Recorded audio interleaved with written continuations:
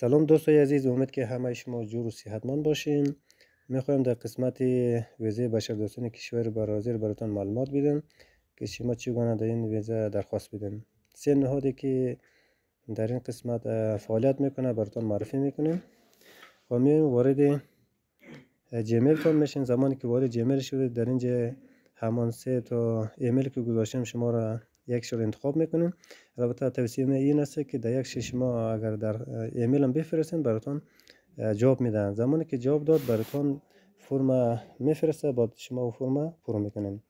در قسمت سابجکت شما نوشته میکنین که request for humanitarian visa برازیل. این موضوع رو نوشته میکنین، ولی البته این موضوع دلخواست که شما هر بخشی که دوست دارین نوشته کنین.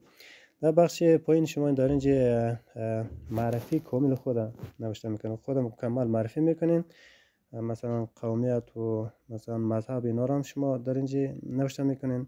دیگه وضعیت فعلی در هر کشوری که زندگی میکنین وضعیت فعلی خود نوشته میکنین، مثلا پاکستان هستین، ایران هستین یا افغانستان هستین، در اینجا شما توضیحات کامل میدین. بعد اینا رو که نوشته کردین بعد دلیل درخواست خودم نوشته میکنین، چرا درخواست دادن، یک دلیل خیلی منطقی نوشته کنین که قابل قبول باشه. بعد قسمت پایین مین در اینجا پایین نوشته میکنه فون، شماره تلفن خود نوشته میکنه، بعد ایمیل خود نوشته میکنه.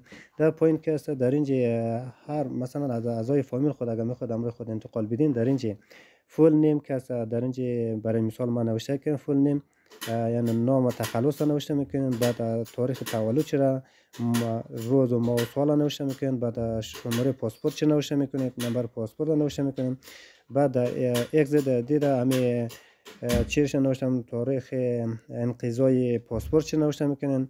بعد در آخر نوشته میکنه که امو با تو چی ارتباط دارم، پدر تو یا برادر تو یا خواهر تو یا مثلا امو ارتباط قومیش را نوشته میکنین. زمانی که اینا را نوشته کردین در آخر شما میانید ارسال میکنین. زمانی که ارسال کنین براتون یا این که یک ساعت بعد جواب میده یا یک روز بعد جواب میده یا 2 روز بعد جواب میده. بعد جواب که داد در شما یک فرم میفرسته، شما فرم پر میکنین، دیگه کار میره به مرحله بعدی.